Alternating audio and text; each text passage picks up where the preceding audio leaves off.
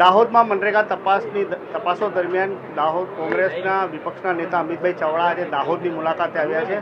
Sir નમસ્કાર, દાહોદ લાઈવમાં આપનું સ્વાગત છે. આપ દાહોદ આવ્યા છો, તમને શું ફીડબેક મળી રહ્યા છે? તમે જે રીતે જોયું કે દાહોદ જિલ્લામાં મનરેગા યોજના હોય કે નલ સે જલ હોય, એમાં વ્યાપક ભ્રષ્ટાચાર થઈ રહ્યો છે. મોટા માથાઓ ભાજપના નેતાઓના આશીર્વાદથી ભ્રષ્ટાચાર થઈ રહ્યો છે, એવી વર્ષોથી ફરિયાદ હતી. અહીંના લોકો વારંવાર ગામમાંથી અરજીઓ કરે, અમારા સુધી પહોંચી, અમારી જિલ્લા સમિતિએ આવેદનપત્રો આપ્યા, ધરણા કર્યા, અમે વિધાનસભામાં પ્રશ્નો પૂછ્યા, પ્રેસ કોન્ફરન્સ કરી, સરકારમાં લેખિત આપ્યા, પુરાવા આપ્યા.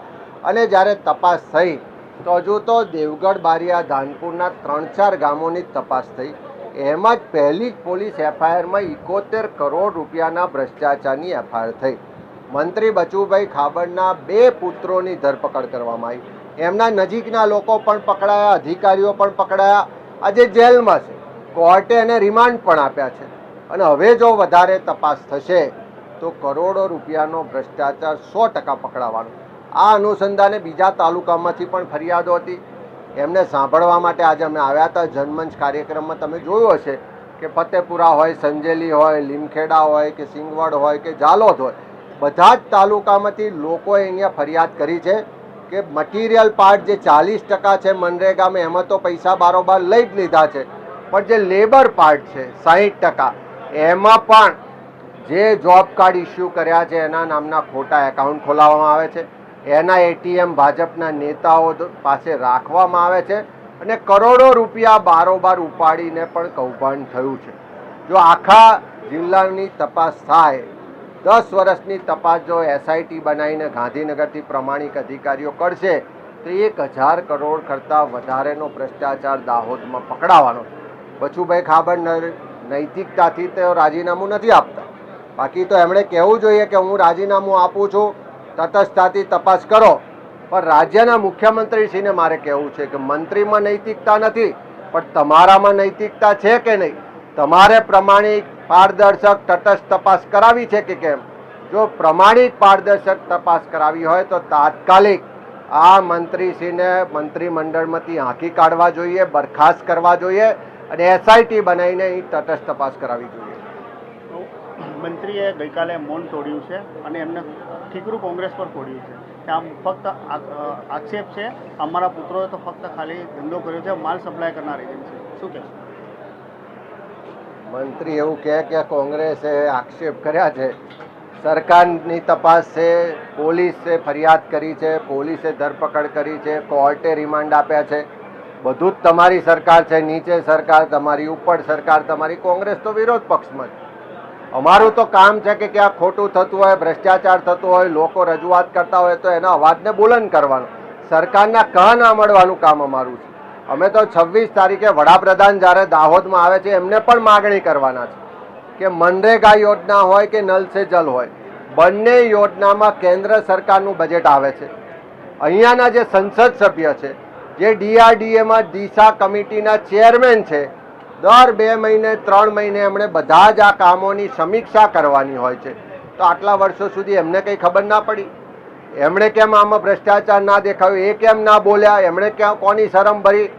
એમને પણ માગણી કરું છું કે તમે પણ વડાપ્રધાનને કહેજો, જો સંડોવાયેલા ના હોય તો, કે કેન્દ્રની વિજિલન્સની ટીમ મોકલે અને આખા દાહોદ જિલ્લામાં મનરેગા અને કેન્દ્ર સરકારની જે યોજનાઓ છે એની 10 વર્ષની તપાસ કરવામાં આવે.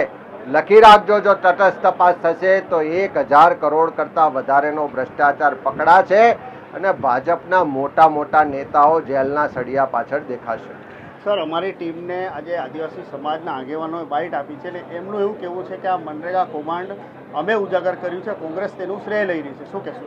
આમાં જે ઘણા બધા લોકોએ ફરિયાદ કરી છે, ઘણા બધા લોકોએ રજૂઆત કરી. અમે એમ નથી કહેતા કે અમે જ ઉજાગર કર્યું, પણ લાંબા સમયથી આ રજૂઆતો ચાલતી હતી, ફરિયાદો ચાલતી હતી, એના માટે લોકો એફિડેટ કરીને આપતા. કોંગ્રેસ પક્ષના કાર્યકરો પણ વારંવાર ધરણા કરે છે, વિધાનસભામાં અમે પ્રશ્નો પૂછ્યા છે, પ્રેસ કોન્ફરન્સો કરી છે, સરકારને લેખિતમાં પત્રો લખીને પુરાવા આપ્યા છે. એટલે ચારે તરફથી દબાણ જ્યારે ઊભું થયું એટલા જ માટે સરકાર તપાસ કરવા માટે મજબૂર બની.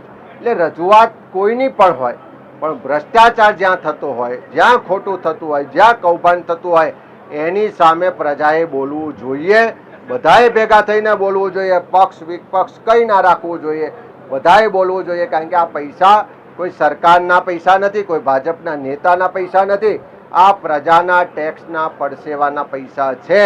અને એને ભાજપના લોકો આવી રીતે લૂંટીને ઘર ભરે એ ક્યારેય ચલાવી ના લેવાય.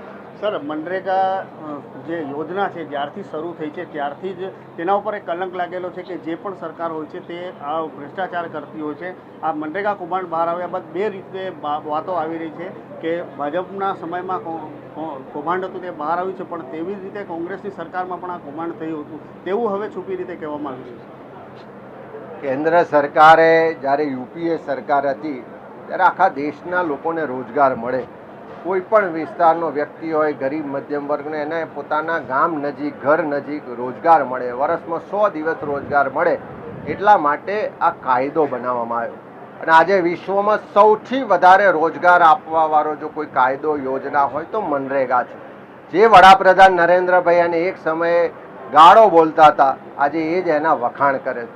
અને ગુજરાતમાં તો 30 વર્ષથી સરકાર ભાજપની, કેન્દ્ર સરકાર તો પૈસા ફાળવે છે, કેન્દ્રની તો યોજના છે, આખું જે અમલીકરણ થાય છે, એના કામ મંજૂર કરવા, એના પ્લાન એસ્ટિમેટ બનાવવા, એનું સુપરવિઝન કરવું, એના બિલનું ચૂકવણું કરવું, એ બધી જ જવાબદારી રાજ્ય સરકાર હસ્તક છે.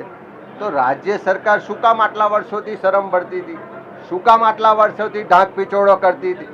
એનો મતલબ કે લોકો જે કહી રહ્યા છે કે હપ્તા ગામથી લઈને ગાંધીનગર સુધી પહોંચે છે, તો ક્યાંક હપ્તા ગાંધીનગર પર પહોંચતા હશે. પણ આ તો જ્યારે પાપ છાપરે ચડીને પોકાર્યું ત્યારે તપાસ થઈને, એટલે મંત્રીના પુત્રો જેલમાં ગયા. હજુ પણ વધારે તપાસ થશે તો ઘણા બધા લોકો જેલમાં જશે. સર, અંતિમ સવાલ છે કે કોંગ્રેસની શું રણનીતિ છે? અમે આના માટે હજુ આજે પણ રજૂઆતો, વિગતો લીધી છે. ફરી કાલે સરકારમાં પુરાવા સાથે રજૂઆત કરીશું. કાલે અમારું પ્રતિનિધિમંડળ કલેક્ટર પાસે પણ જશે, તપાસની માંગ કરશે. 26 તારીખે વડાપ્રધાન દાહોદ આવે છે, એમને મળીને પણ કોંગ્રેસનું પ્રતિનિધિમંડળ આવેદનપત્ર આપશે કે આ કેન્દ્ર પુરસ્કૃત યોજનાઓ છે, કરોડો રૂપિયાનો ભ્રષ્ટાચાર છે, એની તપાસ માટે સેન્ટ્રલ ગવર્મેન્ટમાંથી વિજિલન્સની ટીમ મોકલીને તપાસ કરાવો. એક પણ ભ્રષ્ટાચારી કૌભાંડીને છોડવામાં નહીં આવે. તો આ મનરેગા કૌભાંડને લઈને હવે રાજકારણ શરૂ થયું છે. કોંગ્રેસ હવે આક્ષેપો કરી રહી છે અને આવનારા સમયમાં વડાપ્રધાન મોદી તેમજ અન્ય જે દાહોદના કલેક્ટર છે તમામને આ કોંગ્રેસનું પ્રતિનિધિત્વ મંડળ મળી અને આ મનરેગા તેમજ નળ સે જળ યોજનાના જે કૌભાંડો છે તેમાં એસઆઈટીની વડપણ હેઠળની ટીમ તપાસ માટે મૂકે અને દોષિતોને કાર્યવાહી થાય તેવી માંગ કરશે તેવું હાલના તબક્કે જોવાઈ રહ્યું છે. વિડીયોને લઈને તમે કોમેન્ટ બોક્સમાં જણાવી શકો છો. ચેનલ પર નવા હો તો સબસ્ક્રાઈબ કરવા ન ભૂલતા. ધન્યવાદ.